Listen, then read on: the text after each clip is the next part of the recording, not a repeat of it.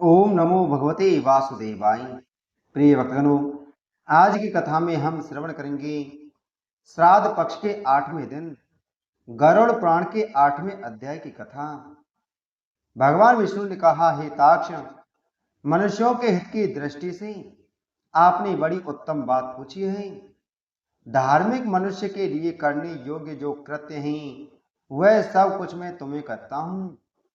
पुण्यात्मा व्यक्ति वृद्धावस्था के प्राप्त होने पर अपने शरीर को व्याधिग्रस्त तथा ग्रहों की प्रतिकूलता को देखकर और प्राण वायु के नाद न सुनाई देने पर अपने मरण का समय जानकर निर्भय हो जाए और आलस्य का परित्याग कर जाने अनजाने किए गए पापों के विनाश के लिए प्रायश्चित का आचरण करें।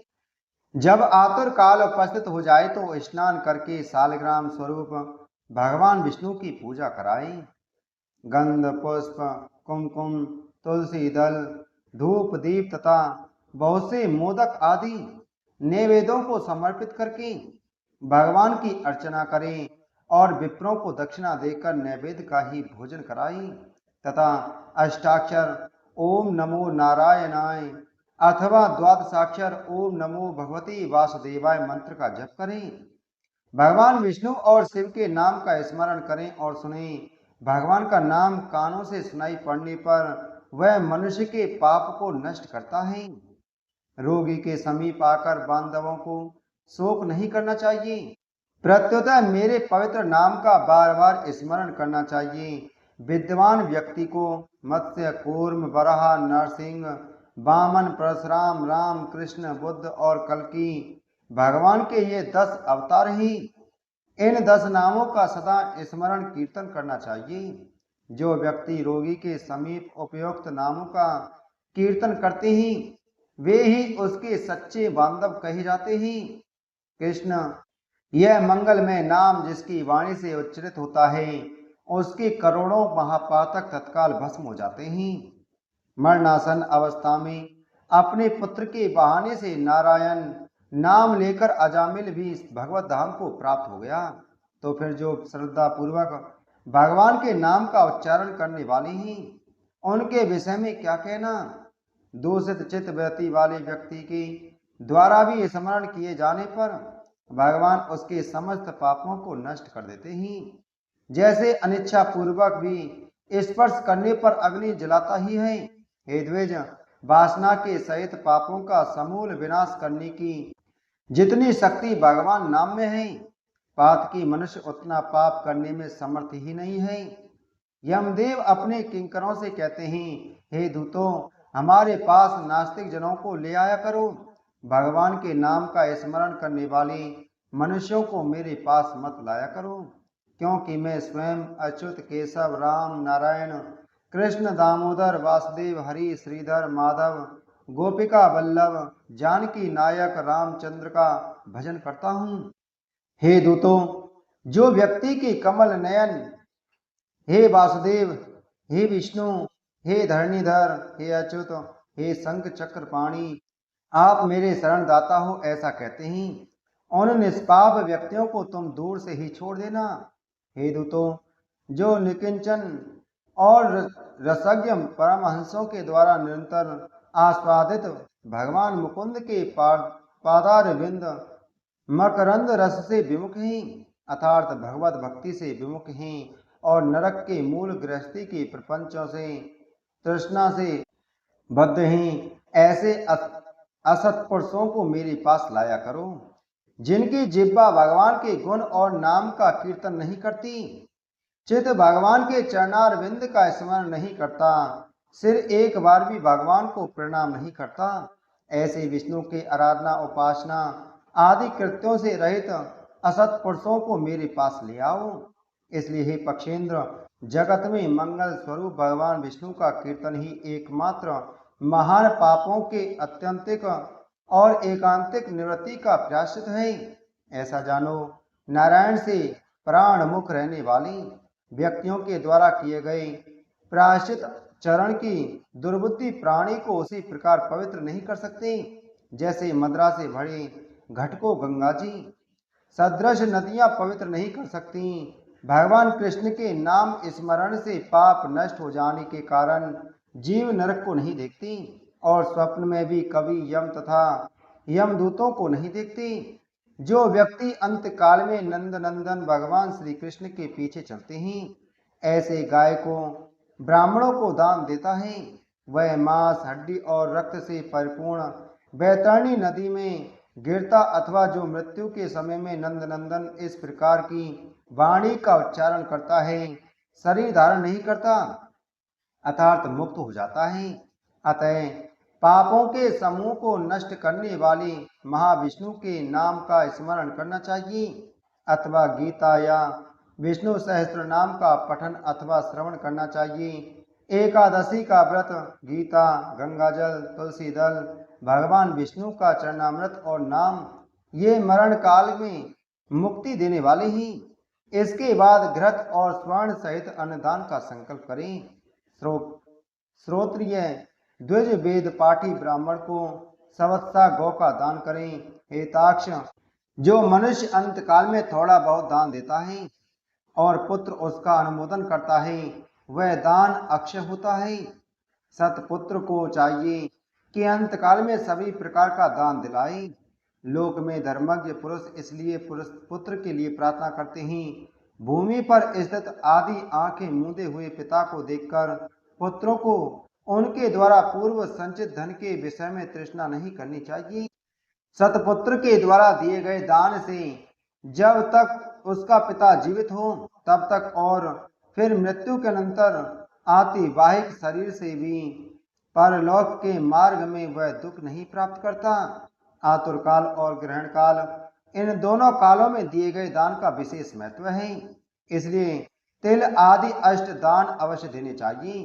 तिल, लोहा, सोना, कपास, नमक, सप्तधान, धान, जौ, गेहूं, उड़द, काकुन या काकुनी और चना, ये सप्तधान कहे जाते हैं। भूमि और गाय, इनमें से एक एक का दान भी पवित्र करने वाला है। यह अष्ट महादान महापातकों का नाश करने वाला है, अतः अंतकाल में इसे देना चाहिए। इन दानों का जो उत्तम फल है उसे सुनो। 3 प्रकार के पवित्र तिल मेरे पसीने से उत्पन्न हुए हैं। असुर, दानव और दैत्य तिल दान से तृप्त होते हैं। श्वेत, कृष्ण तथा कपिल भूरे वर्ण के तिल का दान वाणी, मन और शरीर के द्वारा किए गए त्रिविध पापों को नष्ट कर देता है। लोहे का दान भूमि में हाथ रखकर देना चाहिए। ऐसा करने से वह जीव यम सीमा को नहीं प्राप्त होता और यम मार्ग में नहीं जाता। पाप कर्म करने वाले व्यक्तियों का निग्रह करने के लिए यम के हाथ में कुल्हाड़ी, मूसल, दंड, तलवार तथा छुरी शस्त्र के रूप में रहते हैं। यमराज के आयुधों को संतुष्ट करने के लिए यह लोहे का दान कहा गया है। इसलिए यमलोक में सुख देने वाले लोह दान को करना चाहिए। उड़द, श्याम सूत्र, संडामर्क, उदुम्बर, शेषंबल नामक यम के महादूत लोहदान से सुख प्रदान करने वाले होते हैं। हेताक्ष, परम गोपनीय और दानों में उत्तम दान को सुनो, जिसके देने से भूलोक, भवरलोक, अंतरिक्ष और स्वर्गलोक के निवासी अर्थात मनुष्य, भूत, प्रेत तथा देवगण संतुष्ट होते हैं।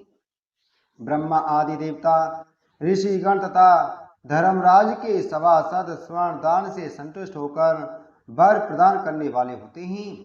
इसलिए प्रेत के उद्धार के लिए स्वर्ण दान करना चाहिए। हेताक्ष, स्वर्ण का दान देने से जीव यमलोक नहीं जाता, उसे स्वर्ग की प्राप्ति होती है। बहुत काल तक वह सत्यलोक में निवास करता है। तदंतर इस लोक में रूपवान, धार्मिक, वाक्यपटु, श्रीमान और अतुल पराक्रमी राजा होता है। कपास का दान देने से यमदूतों से भय नहीं होता। लवण का दान से यम से भय नहीं होता।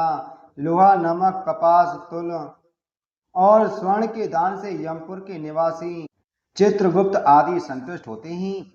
सप्तदान प्रदान करने से धर्मराज और यमपुर के तीनों द्वारों पर रहने वाले अन्य द्वारपाल भी प्रसन्न हो जाते हैं। धान, जौ, गेहूं, मूंग, उड़द, काकुन या काकुनी और 7वां चना, ये सप्तदान कहे गए हैं। जो व्यक्ति गौ चर्म मात्र 100 गायें और एक बैल जितनी भूमि पर स्वतंत्र रूप से रह सके, विचरण कर सके, उतनी विस्तार वाली भूमि गौचर्म कहलाती है। इसका दान समस्त पापों का नाश करने वाला है। भूमि विधान पूर्वक सत्पात्र को देता है, वह ब्रह्म हत्या के पाप से मुक्त होकर पवित्र हो जाता है। ऐसा मुनीश्वरों ने देखा है। राज्य में किया हुआ तार्थ राज्य संचालन में राजा से होने वाला महापाप न व्रतों से, न तीर्थ सेवन से और न अन्य किसी दान से नष्ट होता है, अपितु यह तो केवल भूमि दान से ही विलीन होता है। जो व्यक्ति ब्राह्मण को धान्य पूर्ण पृथ्वी का दान करता है, वह देवताओं और असुरों से पूजित होकर इंद्रलोक में जाता है। हे गरुण, अन्य दानों का फल अत्यल्प होता है, किंतु पृथ्वी दान का पुण्य दिन प्रतिदिन बढ़ता जाता है। भूमि का स्वामी होकर भी जो ब्राह्मण को भूमि नहीं देता, वह जन्मांतर में किसी ग्राम में एक कुटिया तक भी नहीं प्राप्त करता और जन्म जन्मांतर में अर्थात प्रत्येक जन्म में दरिद्र होता है। भूमि का स्वामी होने के अभिमान में जो भूमि का दान नहीं करता, वह तब तक नरक में निवास करता है जब तक शेष नाग पृथ्वी को धारण करते हैं। इसलिए भूमि के स्वामी को भूमि दान करना ही चाहिए। अन्य व्यक्तियों के लिए भूमि दान के स्थान पर मैंने गौदान का विधान किया है। इसलिए इसके बाद अंत धेनु का दान करना चाहिए और रुद्र धेनु देनी चाहिए। तदंतर ऋण धेनु देकर मोक्ष धेनु का दान करना चाहिए।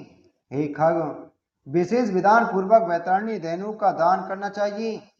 दान में दी गई गौएं मनुष्य को त्रिविध पापों से मुक्त करती हैं।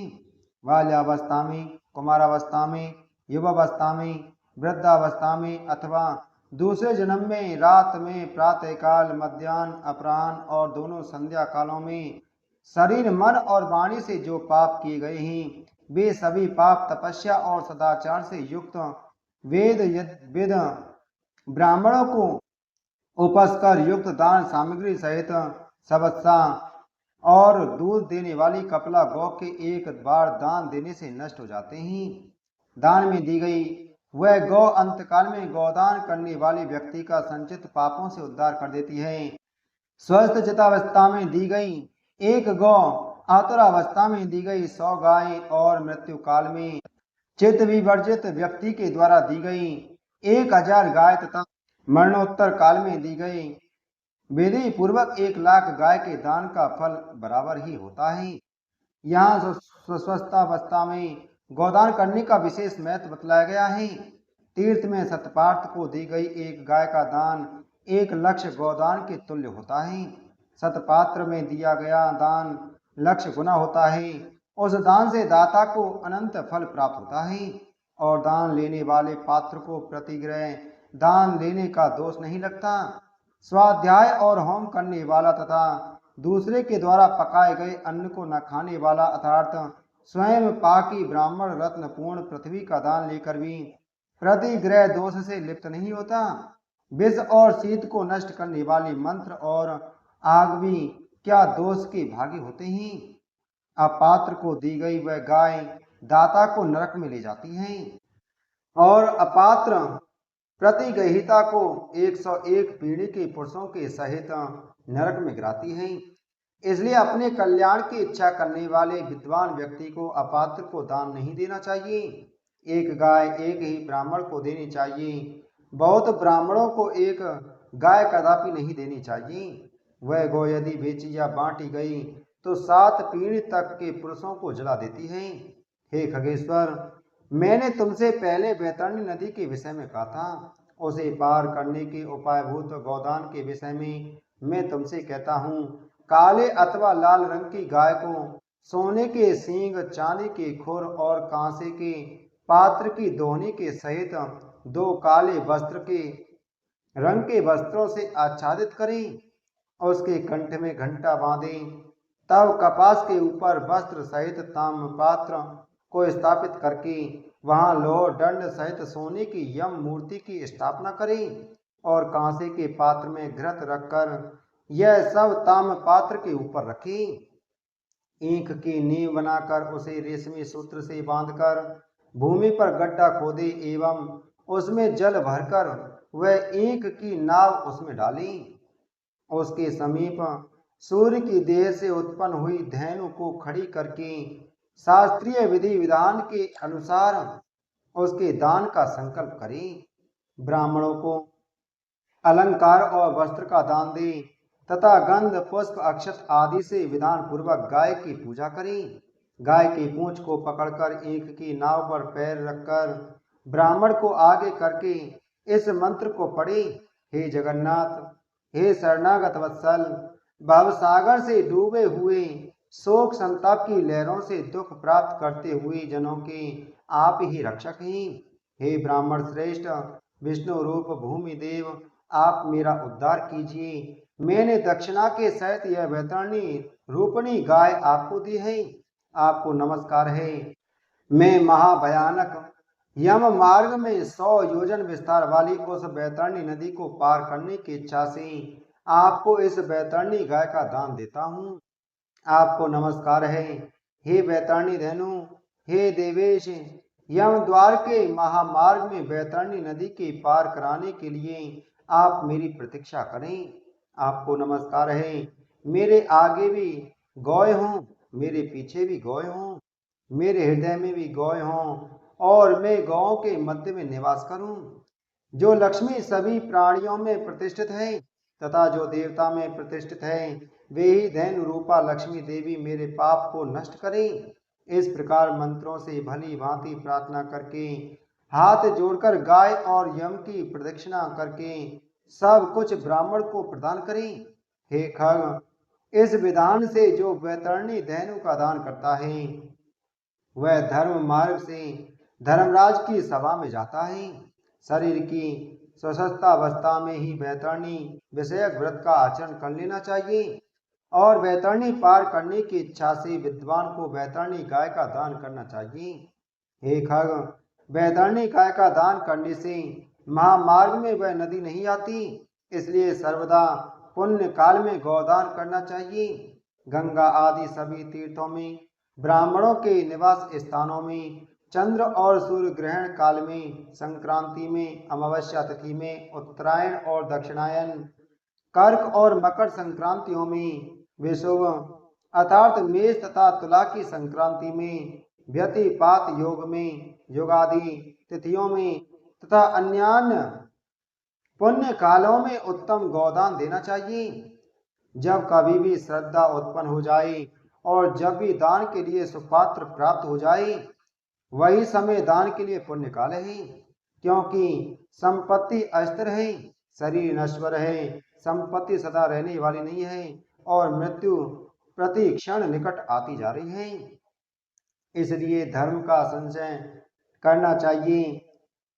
अपनी धन संपत्ति के अनुसार किया गया दान अनंत फल वाला होता है।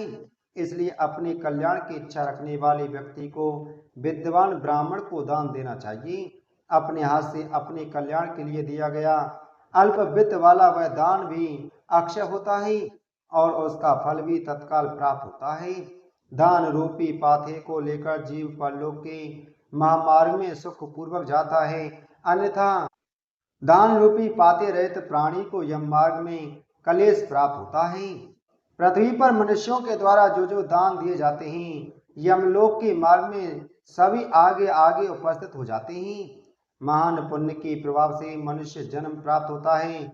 उस जन्म योनि को, उस मनुष्य योनि को प्राप्त कर जो व्यक्ति धर्माचरण करता है वह परम गति को प्राप्त करता है।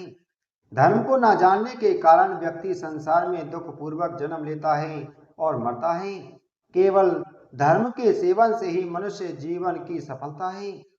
धन, पुत्र, पत्नी आदि बांधव और यह शरीर भी सब कुछ अनित्य है, इसलिए धर्माचरण करना चाहिए। जब तक मनुष्य जीता है तभी तक बंधु बांधव और पिता आदि का संबंध रहता है। मरने के अनंतर क्षण मात्र में संपूर्ण स्नेह संबंध निवृत्त हो जाता है। जीवितावस्था में अपनी आत्मा ही अपना बंधु है, ऐसा बार बार विचार करना चाहिए। मरने के अनंतर कौन उसके उद्देश्य से दान देगा, ऐसा जानकर अपने हाथ से ही सब कुछ दान देना चाहिए। क्योंकि जीवन अनित्य है, बाद में अर्थात उसकी मृत्यु के पश्चात कोई भी उसके लिए दान नहीं देगा। मृत शरीर को काट और ढेले के समान पृथ्वी पर छोड़कर बंधु बांधव विमुख होकर लौट जाते हैं। केवल धर्म ही उसका अनुगमन करता है। धन संपत्ति घर में ही छूट जाती है। सभी बंधु बांधव शमशान में छूट जाते हैं, किंतु प्राणी के द्वारा किया हुआ शुभ कर्म परलोक में उसके पीछे पीछे जाता है। शरीर आग से जल जाता है, किंतु किया हुआ कर्म साथ में रहता है। प्राणी जो कुछ पाप अथवा पुण्य करता है उसका वह सर्वत्र भोग प्राप्त करता है। इस दुखपूर्ण संसार सागर में कोई भी किसी का बंधु नहीं है। प्राणी अपने कर्म बंधन से संसार में आता है और फल भोग के कर्म का क्षय होने पर पुनः चला जाता है, अर्थात मृत्यु को प्राप्त हो जाता है। माता पिता पुत्र भाई बंधु और पत्नी आदि का परस्पर मिलन प्याऊ पर एकत्रित हुए जंतुओं के समान अथवा नदी में बहने वाले काट समूह के समान नितांत चंचल अर्थात अस्थिर है। किसके पुत्र, किसके पौत्र, किसकी भार्या और किसका धन, संसार में कोई किसी का नहीं है। इसलिए अपने हाथ से स्वयं दान देना चाहिए। जब तक धन अपने अधीन है तब तक ब्राह्मण को दान कर दें, क्योंकि धन दूसरे के अधीन हो जाने पर तो दान देने के लिए कहने का साहस भी नहीं होता। पूर्व जन्म में किए हुए दान के फलस्वरूप यहाँ बहुत सारा धन प्राप्त हुआ है, इसलिए ऐसा जानकर धर्म के लिए धन देना चाहिए। धर्म से अर्थ की प्राप्ति होती है, धर्म से काम की प्राप्ति होती है और धर्म से ही मोक्ष की भी प्राप्ति होती है। इसलिए धर्माचरण करना चाहिए। धर्म श्रद्धा से धारण किया जाता है, बहुत सी धनराशि से नहीं। अकिंचन मुनिगण भी श्रद्धावान होकर स्वर्ग को प्राप्त हुए हैं। जो मनुष्य पत्र पुष्प फल अथवा जल मुझे भक्ति भाव से समर्पित करता है उस संयत आत्मा के द्वारा भक्ति पूर्वक दिए गए पदार्थों को मैं प्राप्त करता हूँ। इसीलिए विधि विधान पूर्वक अवश्य ही दान देना चाहिए। थोड़ा हो या अधिक इसकी कोई गणना नहीं करनी चाहिए। जो पुत्र पृथ्वी पर पड़े हुए आतुर पिता के द्वारा दान दिलाता है वह धर्मात्मा पुत्र देवताओं के लिए भी पूजनीय होता है। माता पिता के निमित्त जो धन पुत्र के द्वारा सत्पात्र को समर्पित किया जाता है उससे पुत्र पौत्र और प्रपौत्र के साथ वह व्यक्ति स्वयं भी पवित्र हो जाता है। पिता के उद्देश्य से किए गए दान से 1000 गुना, बहन के उद्देश्य से किए गए दान से 10,000 गुना और सहोदर भाई के निमित्त किए गए दान से अनंत गुना पुण्य प्राप्त होता है। दान देने वाला उपद्रवग्रस्त नहीं होता, उसे नरक यातना नहीं प्राप्त होती और मृत्यु काल में उसे यमदूतों से भी कोई भय नहीं होता। हे खग, यदि कोई व्यक्ति लोभ से आतुर काल में दान नहीं देते वे कंजूस पापी प्राणी मरने के अनंतर शोक गमन होते हैं। आतुर काल में आतुर के उद्देश्य से जो पुत्र पौत्र सहोदर भाई सगोत्री और स्वजन दान नहीं देते वे ब्रह्म हत्यारे हैं, इसमें कोई संशय नहीं है। इस प्रकार गरुड़ पुराण के अंतर्गत शारद्वार में आतुर दान निरूपण नामक 8वां अध्याय पूरा हुआ। बोलो गरुड़ पुराण की जय, बोलो विष्णु भगवान की जय।